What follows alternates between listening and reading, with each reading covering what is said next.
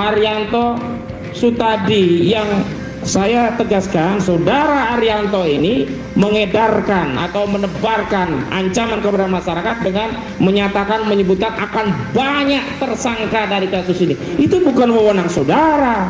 Saudara bukan penyidik, bukan juga juru bicara dari penyidik, baik penyidik di Polda maupun di Barreskrim. Sehingga sebaiknya sebagai penasihat Kapolri, saudara menasihati Kapolri. Kalau dibalik itu ada cuan, ya tanyakan kepada mereka. Karena sebelumnya saya tidak percaya kasus ini ada yang mendanai. Tapi begitu Ngabalin menyatakan ada duit besar dari kasus ijazah palsu ini, saya jadi yakin dan percaya. Dan dugaan kuat saya dapat cuan besar diantaranya adalah Ngabalin.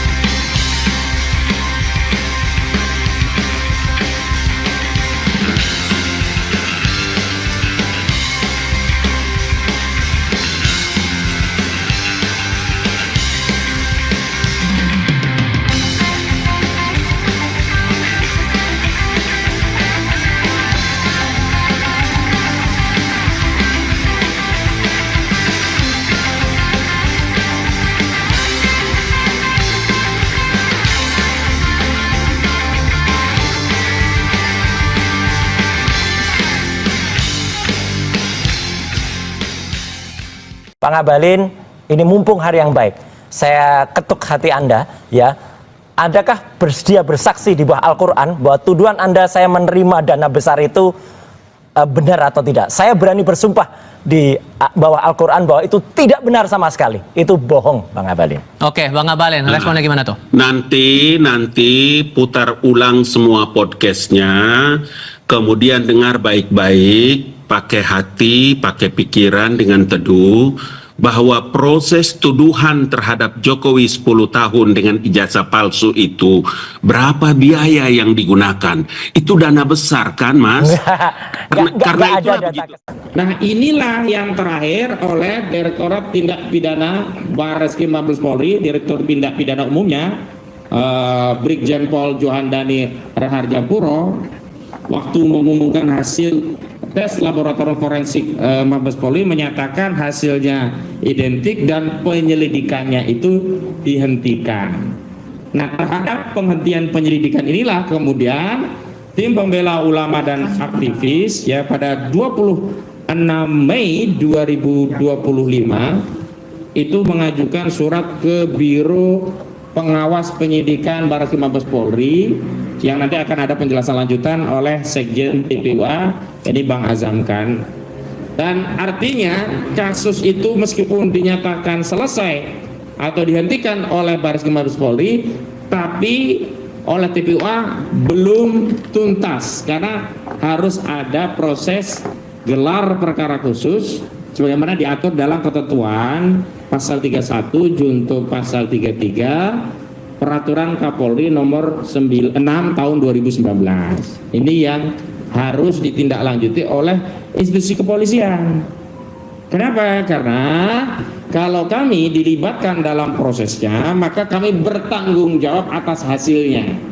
Berbeda dengan apa yang selama ini dilakukan oleh Barreskrim, mereka melakukan proses sendiri, tidak melibatkan kami, tidak juga kami bisa memastikan apakah yang disebut identik benar-benar perbandingan antara ijazah saudara Joko Widodo dengan ijazah lain yang benar-benar asli. Itu kami tidak bisa menjamin. Sehingga saat pengumuman yang disampaikan oleh Barreskrim Mabes Polri, kami memang menyampaikan penolakan. Kenapa? Karena prosesnya tidak transparan, jadi hasilnya tidak kredibel dan tidak akuntabel. Itu yang berkali-kali kami sampaikan, bahwa keraguan atau yang kami sanksikan bukan terkait peralatan, bukan terkait teknologi, bukan terkait materi, tapi terkait ya kredibilitas dan reputasi institusi Polri. Mohon maaf, saya harus spill kasus Brigadir Joshua Huta Barat yang sebelumnya dirilis oleh Barreskrim Mabes Polri sebagai kasus tembak menembak, Ternyata setelah ada reka ulang, otopsi ulang oleh institusi di luar institusi Polri, hasilnya apa? Ternyata pembunuhan polisi oleh polisinya polisi, yakni Ferdi Sambo. Makanya nggak bisa kita diamkan, kita libasnya kayak gini.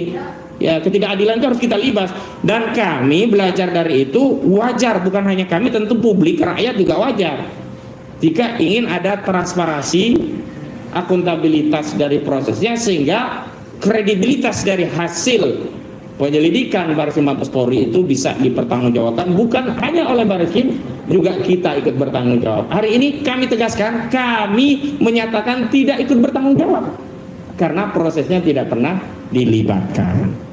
Yang kedua, kasus di Polda Metro Jaya adalah kasus yang dilaporkan oleh saudara Joko Widodo, atau lengkapnya IRHTT Joko Widodo, di 30 April 2025, di mana saudara Joko Widodo menurut keterangan Kabid Humas saat berada di daerah Karet, Kuningan, Jakarta Selatan 26 Maret 2025 mengaku melihat sejumlah video, ya kalau kayak kita scroll gitulah ya.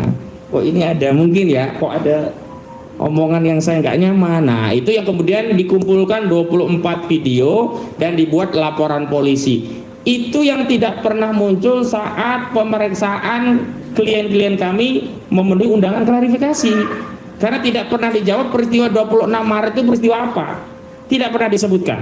Kita mendapat peristiwa itu, keterangan bahwa itu peristiwanya adalah saat saudara Joko Widodo ada di daerah Karet, Kuningan, Jakarta Selatan, itu ketika ada rilis dari Kabid Humas, Kabid Humas Polda Metro Jaya, ya, Kombes Pol Ade Arisan Indarti. Jadi nggak keliru kalau kita bertanya, kenapa? Karena dimintai klarifikasi, peristiwanya tidak jelas begitu. Nah ini yang kemudian diduga kalau laporannya adalah penghinaan dan pencemaran. Makanya kami selalu tegaskan, kalau pasalnya penghinaan dan pencemaran terkait saudara Joko Widodo merasa dihinakan sehina-hinanya, direndahkan serendah-rendahnya, maka yang relevan pasalnya adalah 310 KUHP tentang pencemaran, 311 KUHP tentang fitnah, dan okelah masuk Undang-Undang ITE 27A, Undang-Undang ITE tentang menyerang kehormatan melalui sarana elektronik.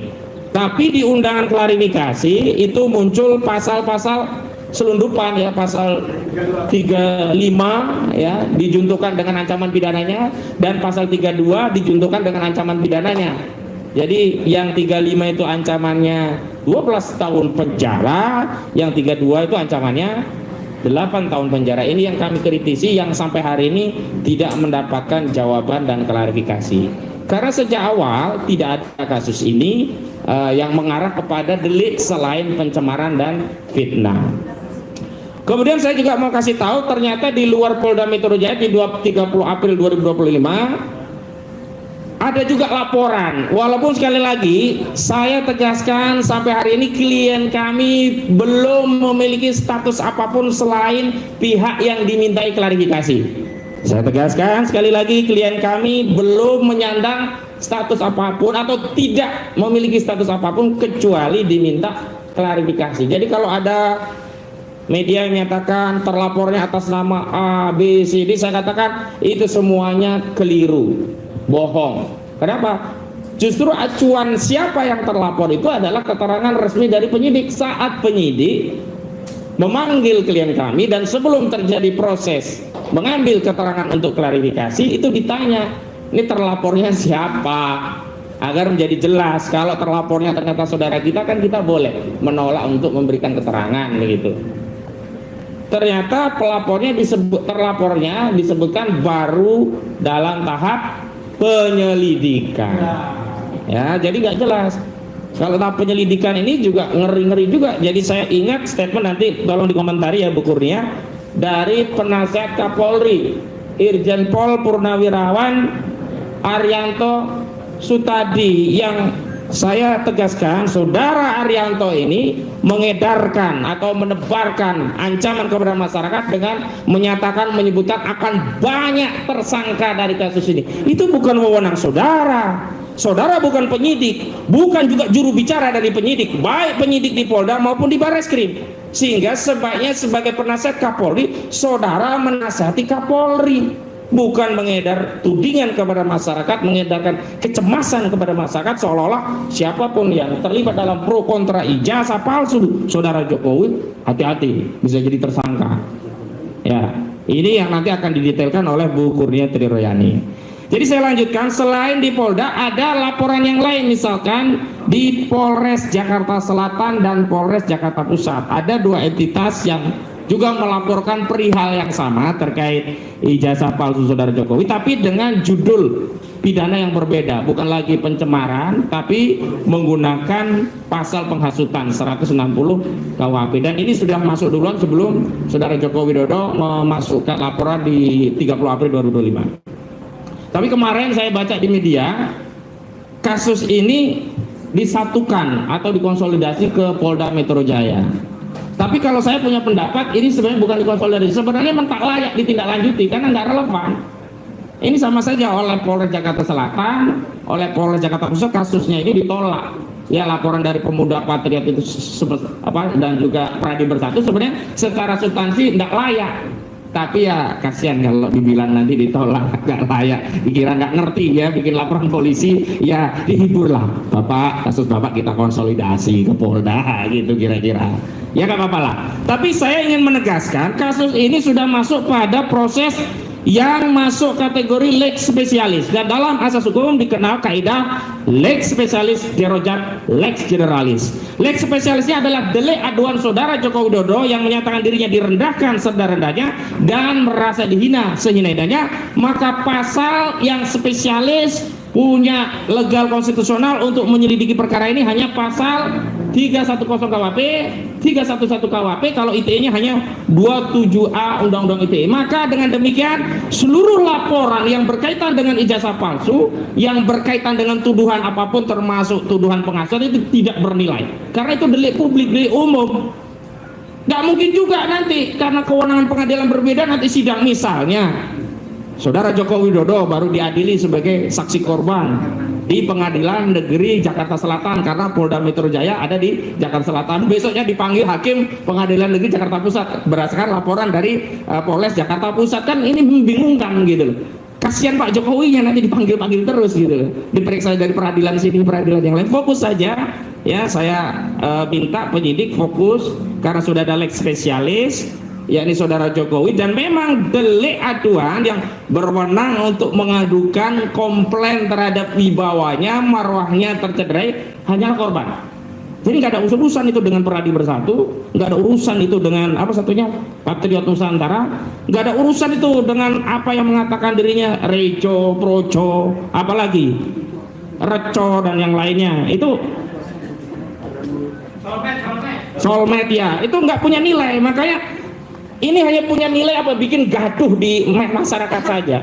Dia bukan Jokowi, dia bukan kuasa hukum Jokowi, dia tidak punya wewenang bertindak untuk dan atas nama Jokowi. Apa dasarnya dia bikin laporan polisi? Kecuali apa? Bikin gaduh. Ya, itu saya tegaskan, bikin gaduh begitu. Kalau dibalik itu ada cuan ya, tanyakan kepada mereka. Karena sebelumnya saya tidak percaya kasus ini ada yang mendanai. Tapi begitu Ngabalin menyatakan ada duit besar dari kasus ijazah palsu ini, saya jadi yakin dan percaya, dan dugaan kuat saya dapat cuan besar di antaranya adalah Ngabalin. Jadi jangan tuduh-tuduh kita, karena sebelumnya Ngabalin nggak pernah ngomong. Nah sekarang kenapa dia ngomong? Tanya itu, dapat duit nggak kamu Ngabalin? Nah ya, jangan buruk muka cermin dibelah ya kan, buruk muka tambal saja muka kamu sendiri ya, jangan belah-belah cermin orang. Baik, itu pengantar dari saya. Baik, untuk menyingkat maka kita akan coba masuk ke substansi, tapi sekali lagi saya ingin tegaskan apa yang terjadi di Barreskrim berbeda dengan apa yang di Polda, maka bukti-bukti proses yang ada di Barreskrim tidak bisa dianalisa dan digunakan untuk memproses laporan saudara Joko Widodo, karena dua institusi ini menyatakan hal yang sama. Brigjen Pol Johandani Rojorburo menyatakan akan berkoordinasi memberikan bimbingan kepada bawahnya di Polda. Polda juga katanya Barreskrim Mabes Polri untuk menangani kasus saudara Joko Widodo. Makanya kalau mau fair, tidak menggunakan hasil yang sudah dilakukan oleh Bareskrim, harus menggunakan hasil penyelidikan sendiri oleh Polda Metro Jaya. Makanya kami sudah lama melalui Bang Petrus Celestino selaku koordinator litigasi ya di tim kami meminta agar apa? Ijazah saudara Joko Widodo disita sebagai barang bukti, dianalisa di situ. Dan nanti kalau waktu gelar perkara di kasus laporan saudara Joko Widodo, kami selaku pihak yang berkepentingan harus ya dilibatkan, baru nanti kita bisa lihat mana sih jasa Jokowi. Oh ini toh jasa Jokowi misalnya begitu, kita bisa ngelihat. Jadi yang melihat meraba menerawang bukan hanya kuasa hukum Jokowi, kan katanya kuasa hukum Jokowi meyakini itu asli karena sudah melihat meraba dan menerawang. Saya kira ini kayak uang gopean aja ya, melihat meraba menerawang. Jadi metode meyakini ijazah itu asli disamakan dengan metode ngecek uang itu asli atau palsu gitu. Jadi itu kami menyatakan menolak hasil dari Bareskrim digunakan untuk proses di Polda Metro Jaya karena berbeda. Di Bareskrim itu awalnya Dumas, laporan informasi ditindaklanjuti dengan klarifikasi. Di Polda Metro Jaya langsung LP Pro Justisia ditindaklanjuti dengan surat perintah penyelidikan, dan terakhir ditindaklanjuti dengan mengundang sejumlah pihak untuk melakukan klarifikasi. Ada satu contoh ya yang saya unggah dalam artikel adalah kasusnya Setia Novanto. Awalnya kan dia ditetapkan tersangka berdasarkan sprindik pihak lainnya, keterangan saksi lainnya. Nggak bisa, karena apa? Kasus orang itu ya satu-satu, nggak bisa berkas satunya dipakai berkas orang lain, nggak bisa. Akhirnya kan waktu itu diperadilankan dan batal, terus diterbitkan sprindik baru. Saya tidak mau menyatakan nanti akan kami peradilan, itu hal yang lain. Tapi sebenarnya kita seluruh rakyat pengen transparansi, pengen segera masalah ini selesai. Jenuh ngomongin jasa palsu terus terang, nggak dapat duit kita ini. Jangan dibilang ngabelin kita ini proyek-proyek, kalau ngabalin dugaan kuat saya dapat ya duit ya. Iya. Tapi kita ingin jawaban, dan sebenarnya saya dalam sebuah rilis media kami sampaikan bahwa kalau secara objektif ini kan secara hukum, tapi secara subjektif sebenarnya saudara Joko Widodo bisa mengambil sikap subjektif dengan bersikap negarawan, perwira, kesatria, menunjukkan ijazahnya, selesai. Tapi kalau ternyata ijazahnya memang bermasalah, ya saya pun dalam posisi itu takut menunjukkan ijazah itu. Baik, itu saja dari saya.